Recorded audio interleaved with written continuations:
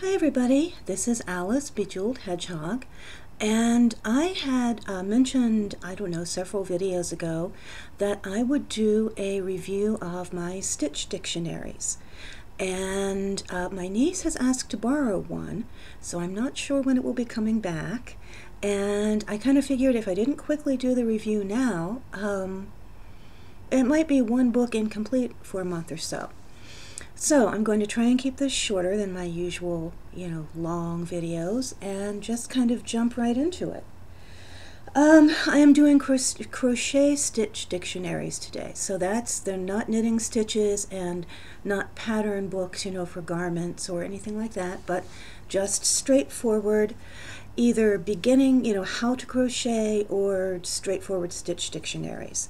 So the first one I have is Crochet, the Complete Guide by Jane Davis, and down below I have put the title and author of every book that I'm going to review, and I've also put the link on Amazon.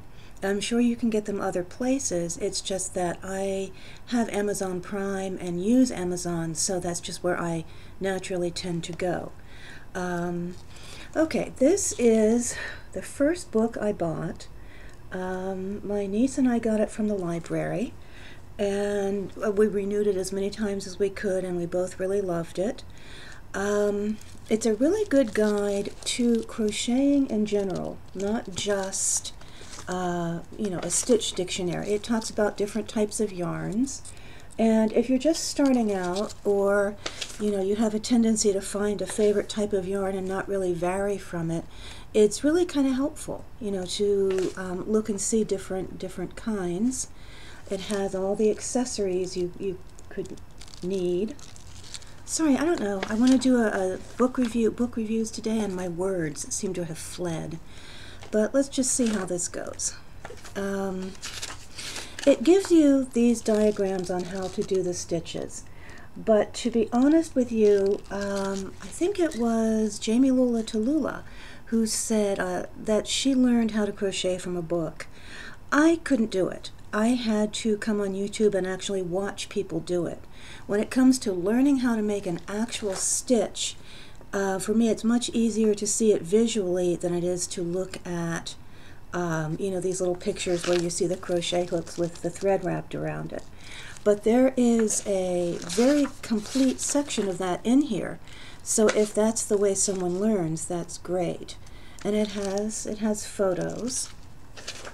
And then it gets into a section on stitch patterns, and this is a really good section. It's a small book, but it has a really good variety of stitches. This little marker is showing I made a cowl recently out of this one. This is the 3-wrap double crochet. And this book has the charts, if you can see the little charts down here. And to me, that is the most important feature of a book.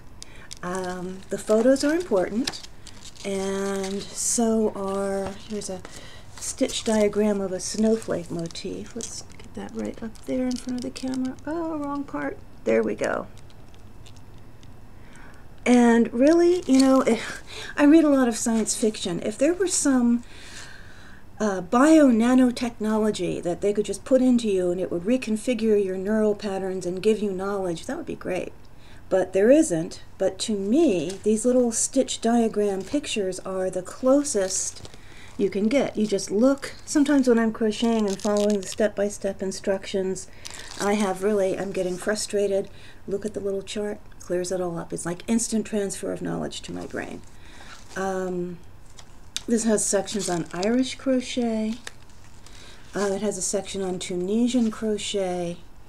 Now, the projects in the back are not all that exciting. I mean, it has a basic double crochet scarf, basic beanie. So I honestly don't get all that excited about the projects, but I love the stitches. And in here is actually one of my favorite stitch patterns of all time, which I will show you before I move on to the next book. This one is called Ocean Swells, and here is the pattern. And I used this to make my very first shawl ever, and absolutely love it. It's one of the most fun combinations of stitches I've ever done. Now, if you will notice on their stitch patterns, they're very easy to see on their little charts. They have alternating blue and green rows, so you can kind of tell where you are. And even though they don't do a lot with fancy, pretty yarns, the stitches are very clear and easy to see. I would say I really love this book. I highly recommend it to anybody. It's a comprehensive guide that teaches you how to both background information and stitches. This one is called the Crochet Stitch Bible, and this is by Betty Barnden. And I really love the stitches in here. This one also gives you, here's a section on Crochet Essentials, a little introduction, explaining how to join motifs and fastening off, things like that. And then it jumps right into the stitches, and it has a really neat feature at the beginning where it shows you little pictures of all the stitches, and then it tells you what page they're on. So you can leaf through the front if you don't feel like leafing through the whole book. And it has them broken down into sections. The yarns are a little prettier than the other book. Pretty colors. Now, the one drawback to this book, which is a big drawback, and it's not a drawback, not a complaint to the author by any means. It's more of a complaint to the publisher, whoever designed this, because as you can see, it looks really makes it visually interesting to have different colored yarns for different types of stitches, breaking down the sections. Trims and designs seems to kind of be a golden beige. But the drawback is that you get these really light colored stitch diagrams. And if you're sitting around in the evening under incandescent lighting, it can sometimes be very frustrating and incredibly hard to see. And some of these, there's one in here that I like to call the invisible cherry blossom. Because, well, here it is under circles and doubles. On the video camera, you can see how very light that is, and if you can imagine under the warm incandescent glow of a lamp in the evening, it becomes almost invisible. But the stitch patterns are beautiful. There's a lot of variation between this book and the other book, which is why I have them both. And I recommend this one, although I do recommend it second to the other one because of the variation in color in the charts. Okay, now this one is the mother of all stitch dictionaries. The complete book of crochet stitch designs, 500 classic and original patterns. And this one is amazing. I don't think they make it in hardback anymore. Again, it has the little, diagrams at the beginning. And then it jumps right into all these little photos. Each stitch has a number. They're not named, sadly. They're only numbered. And they have page numbers to tell you where to find them. A lot of these patterns are based on shell stitches. There are some post stitches. There's little to no cable stitches in here. But they are photos that are very clear and easy to see, and beautifully done diagrams, beautifully done charts. I love stitch charts, as I have said about 5 times already, and I will not say again. Okay, the stitches are beautiful. It's just an amazing variety. I have tried my hand at many of them. I absolutely love this book. I recommend it to everyone. If you like to crochet, this is the book you want. Now, I don't know, this one lays perfectly flat. I don't know how the paperback will do. But you can always scan it or, take it into work and Xerox a page if you want. And for shawls and scarves and baby blankets, I don't really feel a need to find a specific pattern. I can just go through here and find a stitch. I mean, look at this one. Is that awesome or what? Okay, the only mild criticism is that for all the beauty of these stitches, they use the same slightly fuzzy white wool. So while this book is the best reference I have ever seen, I personally like color. Looking at something in one color does not stop me from imagining it in another. So I would not have at all minded if they had used colored yarn. If they had used colored yarn in these photos, this would be a coffee table book as far as I'm concerned. You wouldn't even have to like fiber crafts or do fiber crafts to sit and leaf through and appreciate the beauty of these stitches. You can see some on the front. So anyway, favorite book of all time for crochet stitches. Okay, the next two are relatively new. This was a Christmas book, The Complete Photo Guide to Crochet. And it is a complete photo guide to crochet in general, not just a stitch guide. So you have things like details and finishing techniques. It says it has more than 400 large format photos. And it does, and it has beautiful photos. This is a fun book to leaf through. It shows you pictures of the stitches, like the basic stitches like front post and back post double crochet. When it is showing you how to do the stitches, it does it in photos rather than in those little drawings, but that's fine, again, because I really learn much better from when it comes to making an actual stitch, like how I learned to do single and double crochets, etc. I do much better if I watch someone. Now, when it comes to their section on stitches, this has the most beautiful photos of anything. I mean, on this, here's purple and pink, and here's green and yellow, and it's just sumptuous. Here's a crosshatch stitch, which I made a scarf from. Absolutely beautiful, and some of these stitches are very unique.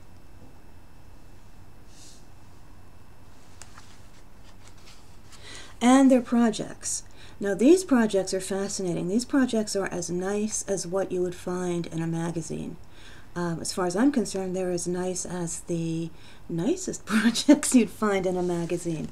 Here's a cow, and this is one of their project pages. And then here's the instructions. And it corresponds to, one of the stitches in that section, so they have a lot of them. And look at these beautiful stitches. Just amazing.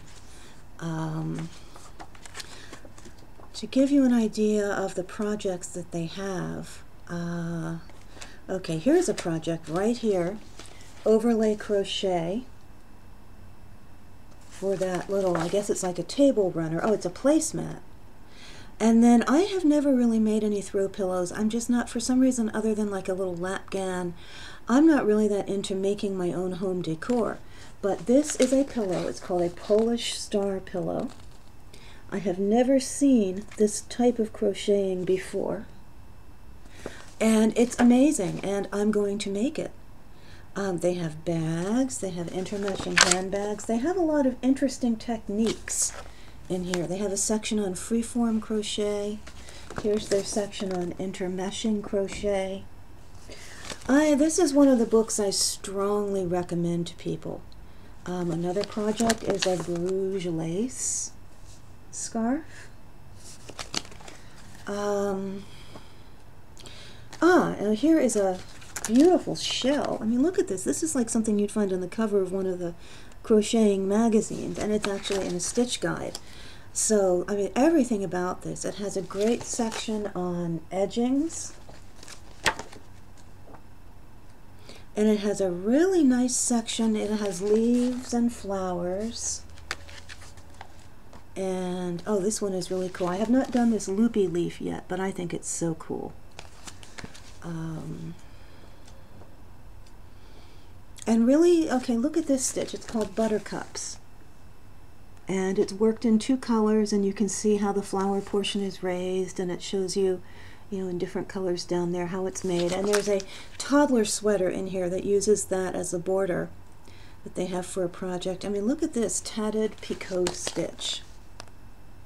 This just has infinite possibilities. So I love this book. Absolutely love it. I'm going to put it down now.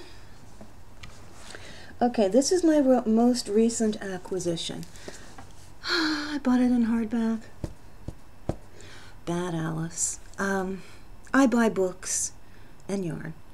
And I went on a yarn diet this year, but a book diet would simply kill me. I mean, I would just simply curl up and die. So anyway, can't do that. I know if I waited a year or maybe even less, it would come out in paperback, but I couldn't. Crochet Stitches Visual Encyclopedia, and it's by Robyn Chachula, or I'm probably pronouncing that and mangling it terribly. This is another one that I think is wonderful, and I'm actually very glad I did not wait. This one is amazing. This is just a stitch pattern dictionary. She has, you know, introduction to symbols, and then she just jumps right into stitches. There aren't any charts and things on how to crochet, but again, you can always learn that somewhere else. And she uses beautiful yarns, just like the other book. Beautiful yarns, beautiful colors. Here you can get, if I hold it up closer, you can get an idea of that by looking at some of the pictures on the cover, and then on the back cover, little rows of her stitches. She has a lot, oh, beautiful things, beautiful lace motifs. This book has probably one of the prettiest sections of both lace stitches. She has a lot of lace stitches for Tunisian crochet. And when it comes to, you know, the different chapters are different types of stitches, she has some of the prettiest motifs I have ever seen. One of the most extensive, I would say almost, well, maybe a good quarter to third of the book are motifs. And they're beautiful, really, really unique and interesting granny stitches. And hexagons. And lacy patterns. Look at this one. Isn't this one? I mean, they're both just so marvelous. I have played around with a couple of these stitches, and again, she has the always indispensable diagrams down there. And the diagrams, once you look at the guide and realize what stitches the little symbols mean, if you don't know already, it's like magic. It just makes it so easy. Look at these stitch patterns. And she has a lot of cables. Oh, look at the kiwi lace. The kiwi lace is gorgeous. Again, because it's a hardback, it opens up very flat. I just noticed the spider stitch. Now these have names. Now how universal these names are, I don't know. I mean, I know spider stitch. This one is very pretty. It's called clunky lace, but I mean, I don't know if that's like a name she just made up because it looked a little clunky or what. But stitches are always tricky because one stitch can have so many different names. She has beautiful, beautiful cable stitches. Okay, this book has, as far as I'm concerned, short of going out and buying a crochet cable stitch book, of all the stitch dictionaries I've seen, she has the most cables, and she has them used in a lot of interesting ways, like the cable lattice stitch. This pine tree stitch is gorgeous, which, where, okay, syncing where things go to be visible on the camera is always challenging. But anyway, that should give you an idea. I love this book to death. Actually, I love all my stitch dictionaries. The final book I'm just going to go over very quickly. Of all of them, I like this the least. And again, this is not a knock on the author. This is called Triple Play Stitch Patterns by Leisure Arts. This is more or less a knock on the publisher, and it's a hard knock, you know, with knuckles and everything. Because this book, if I had bought it new, would have been $12.95. And this book is completely lacking in any charts anywhere. It has the written instructions, but no charts. And as far as I am concerned, for what is essentially $13, they should be able to include the charts. I can understand if a free pattern on Ravelry doesn't have a chart. I cannot understand if a publisher has put together a book and they have the skills to, you know, make the covers, do the graphic design, why somebody can't sit their little bottoms down and draw up a stitch chart. But what is really cool about this, and what I like despite its major flaw, is that it takes a basic stitch like you'd see in any stitch dictionary, and then she plays with color. So here it looks really cool. It looks like a lattice pattern, and then down here you take the same stitch and it looks like little fans dancing, kind of. Fans with cute little legs that are doing the can-can or something. And here on the back it shows you, I mean, I would never have seen this and thought of it turning into little flowers. So, I mean, there's some definite talent on the part of the author, the way she uses color and texture. And it's a wonderful book, but because of the lack of charting in it, I would say if you go to Amazon and look at it, they have it, you know, used. Then just, if you like it, just get it used. But again, it's just, I mean, it's just my preference. Some people might not like the charts at all. Anyway, that wraps it up for me. I hope you get some help from this, and this wasn't as quick as I'd hoped. I'm at 22 minutes, so bye.